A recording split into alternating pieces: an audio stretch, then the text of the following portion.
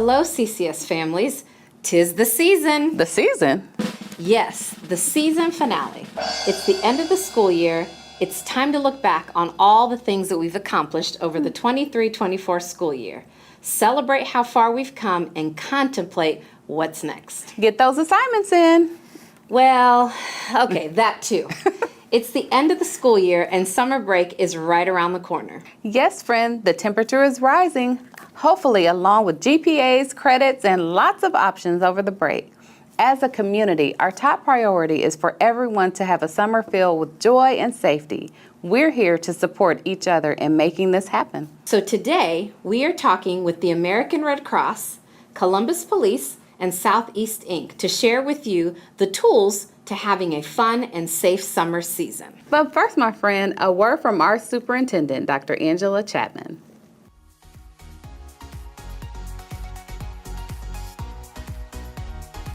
Greetings and welcome to this week's highlights from across the district.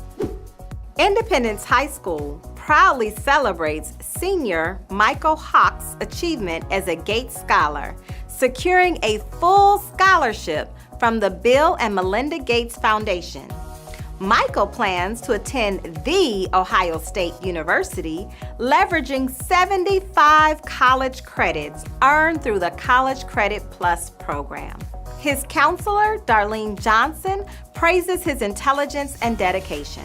Michael looks forward to a debt-free education, aspiring to dual major and eventually teach. His achievement exemplifies what can be accomplished with determination and support. Congratulations, Michael. Columbus Afrocentric Early College recently partnered with The Ohio State University and the Columbus Zoo and Aquarium to host the Vet for a Day program. Featuring stars from the National Geographic Wild Show, Critter Fixers, Country Vets, Doctors Bernard Hodges and Terrence Ferguson. The event designed to introduce students, especially those from underrepresented backgrounds, to veterinary medicine, offered interactions with zoo animals and renowned veterinarians.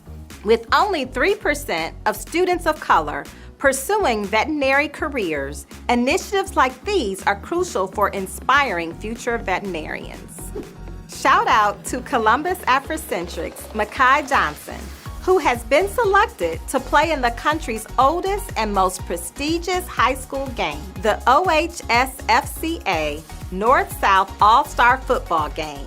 Head coach Jamel Davis has also been recognized as one of the top coaches in the state and was selected to coach in the game. Congratulations, Coach.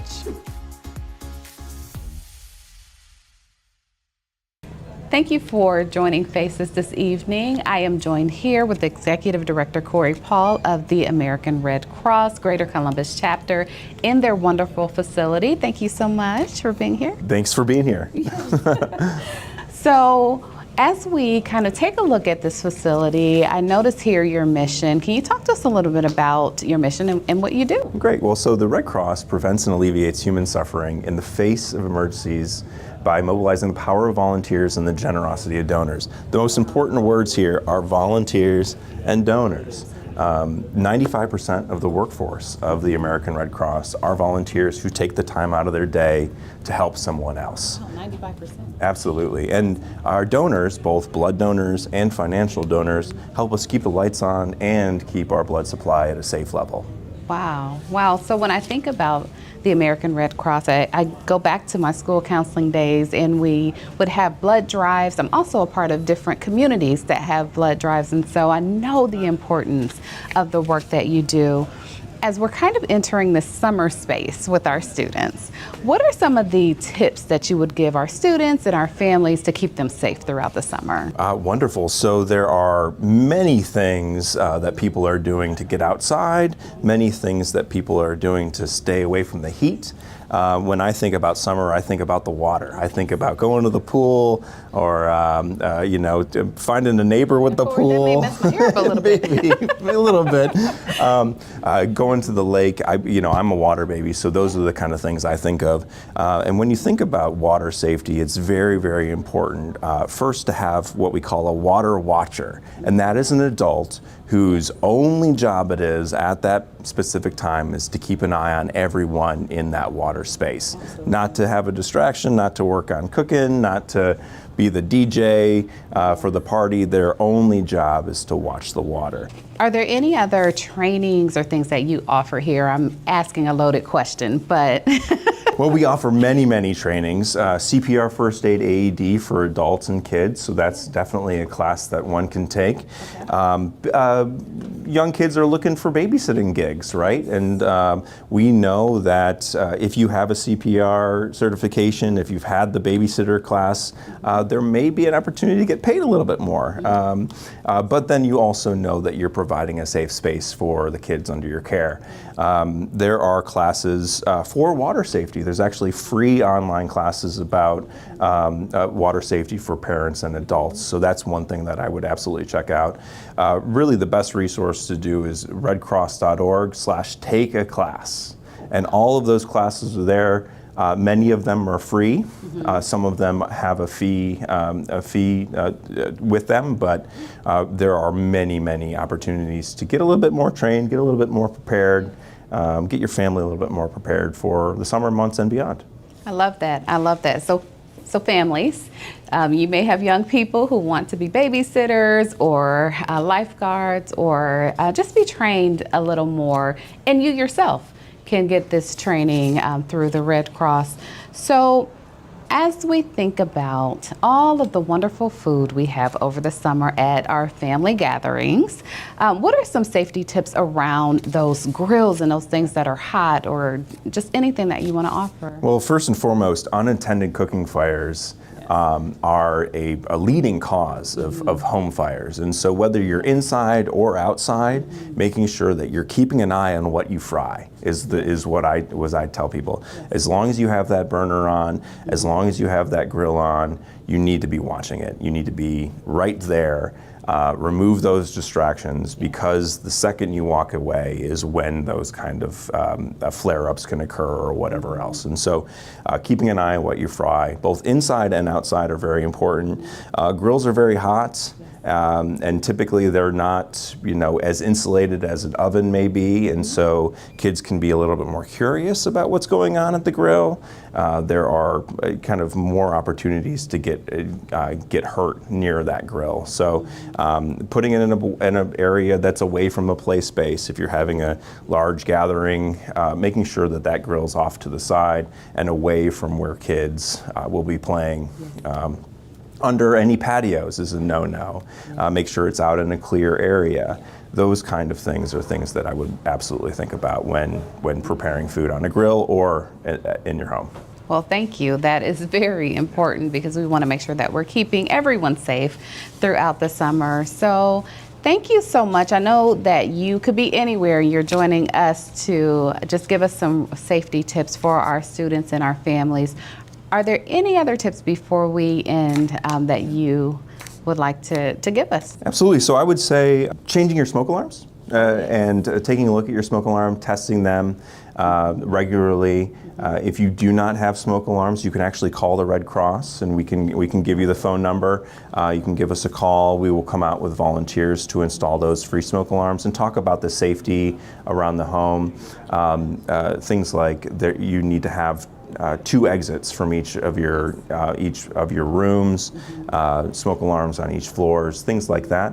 There are also many opportunities to volunteer or become a blood donor, to donate financially, to, again, take a class. Those are all things that you can do to make yourself and your community a little bit more prepared. Wow. So you've heard it here. There are so many things to do, and I'm going to have you give your website one more time so that our viewing audience will know. Great. It's www.redcross.org. You heard it here. Thank you so much for joining us.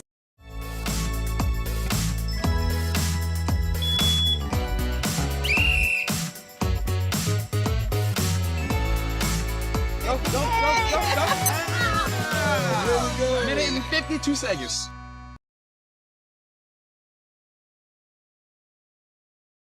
First off, we want to just stress the importance of, the weeks leading into the summer and then throughout. So before we do that, I want the audience to know a little bit about the work that you do and your departments. So Assistant Chief LaShanna Potts, will you tell us a little bit about your role with the Columbus Police Department? So my main role is I oversee all of the tactical units, narcotics, vice enforcement, which is now PACT, but I also do all of the community engagement for the division. I'm also in charge of recruiting, public corruption, a little bit of just anything that Chief Bryant needs me to handle, I handle. Excellent, thank you. And Mr. Baker, tell us about the work of a director and in general, just the work of our safety and security staff. Well, the role that we all play is ensuring that everyone in our district understands the importance of security and enhance the ideas that safety and security is everyone's responsibility. So we're just trying to engage with our investments in our schools, which are our students and our staff, to ensure that the proper protocols and things that we're putting in place to ensure that during the school environment, they remain safe so the students can go in and have a relaxed atmosphere to learn and to engage with their friends and then go home safe. We want our families to understand that every day we want to make sure that when that young person leaves home, they come back to them the same way they left, as well as our staff. So that's our overall goal, to ensure the entire district is safe and secure at all times. Thank you. And yes, they're with us more than probably, they're at home sometimes. So we want to ensure that safety. And so as a community partner, Tammy, talk to us a little bit about your role and then the work that your organization does. I am with Southeast Healthcare, so I am on the REACT team, which stands for the Rapid Response Emergency Addiction Crisis Team. So what we do, we go out in the community, we do outreach, we hand out lunches, hygiene kits. Our majority of population is really the homeless. So we go out there, we do that. We also have our outreach coordinators that go into the hospital when there is an overdose to try to get someone to treatment if they would like to do that as well. We do counseling, alcohol, drug counseling, behavioral health. We have vocational. We have case management. So we do just a little bit of everything at Southeast. Thank you. And so, we were teasing right before we sat down about how we're getting to the end of the school year, and so the teachers are excited to start their school year, but as a city, that might mean something a little bit different. So from your perspectives, I want you to share with us, for the families, what are some things that families can do to ensure that their children have a fun summer, but also a safe summer? So we'll start with you. I would actually say start taking advantage of the programming that's out here, the free programming. There are a lot of organizations that are equipped to handle kids for the summer that are free or low cost to parents. That's the first thing. The other thing I would be, just know where your kids are. Keep those good taps on them. Make sure you're checking their cell phones. Make sure they're coming in at reasonable hours. Make sure you know who they're hanging around with.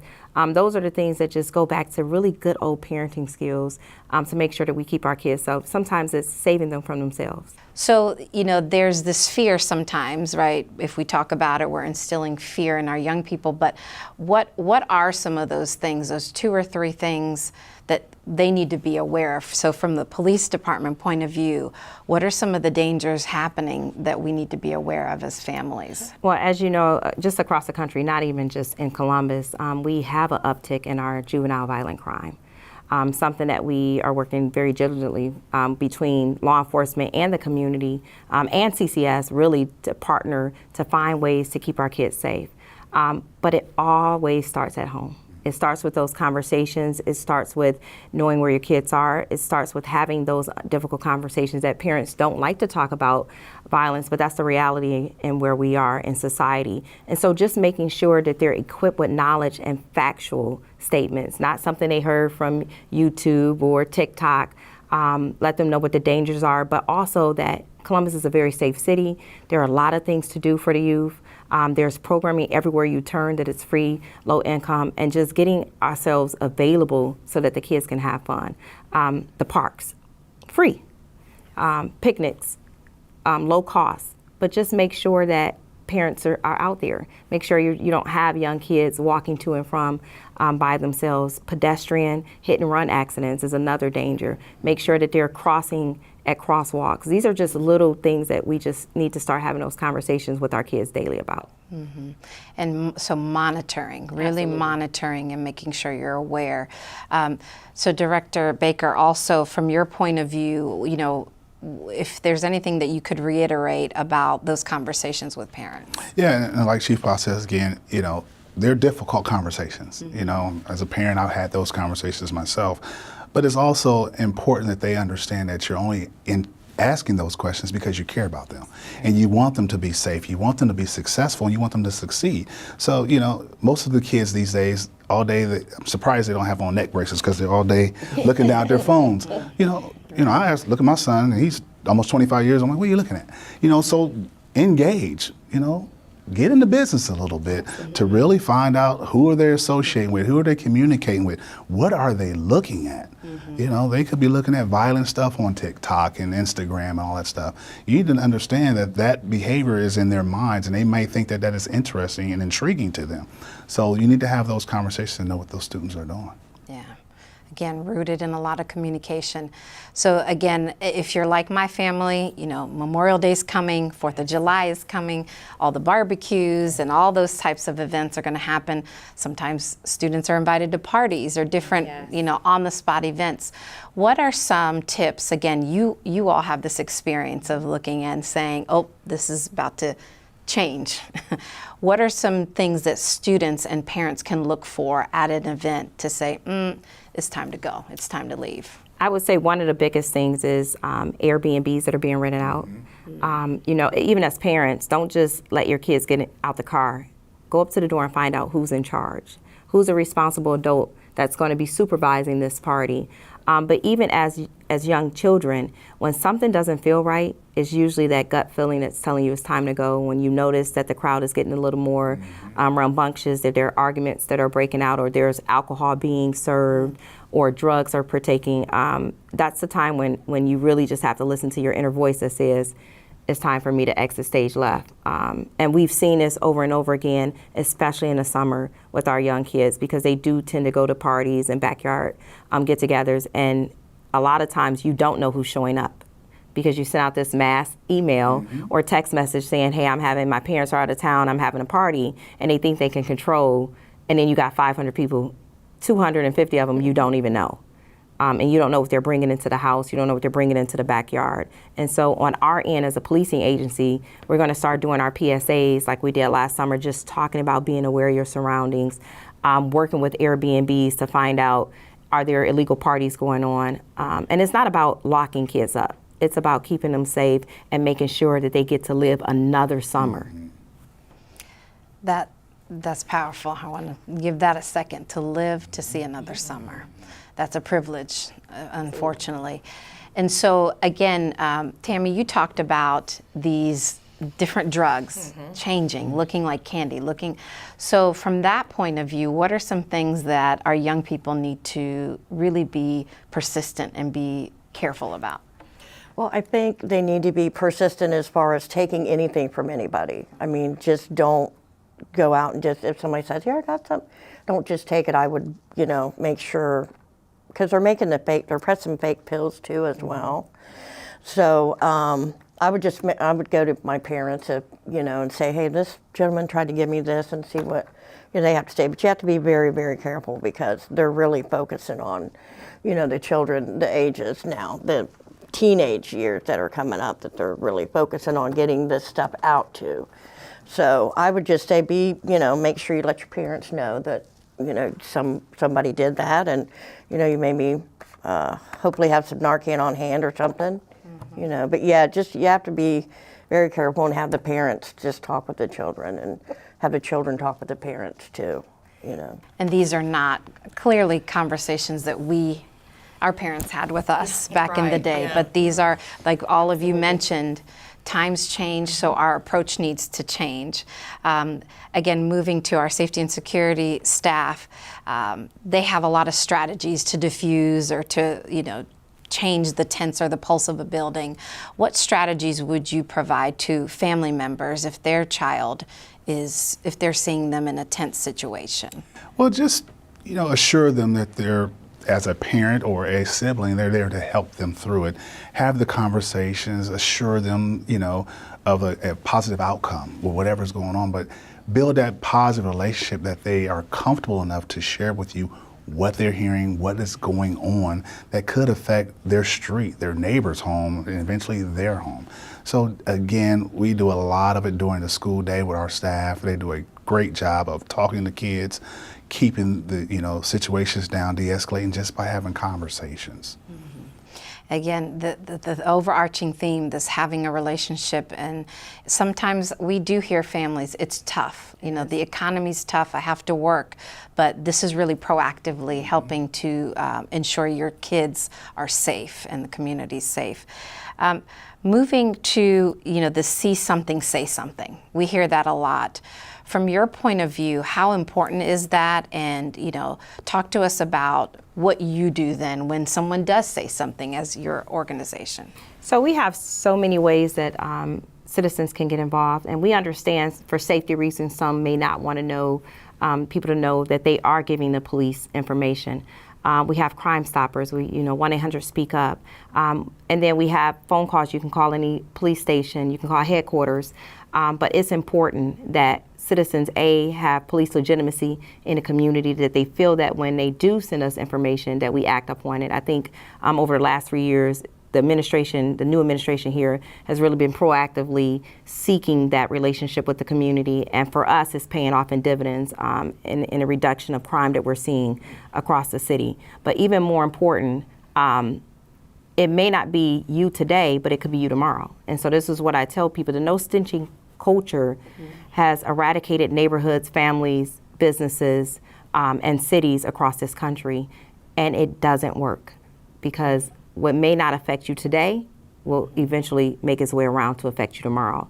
And so I've always told people, and even young kids, no, snitching to me is when me and you plan a bank robbery and I get caught and then I tell on you. No, snitching is not when I see you shoot into a home of my neighborhood where I live, where my children lay. That is keeping the community safe as a whole. And we just have to do a better job of everybody of taking ownership. It's not a police job to cure crime. It's not the school's job to raise kids. It's not just a parent's job to create a safe environment. It takes a collective community to improve the whereabouts of where our kids go, where they play, where they work, where they eat.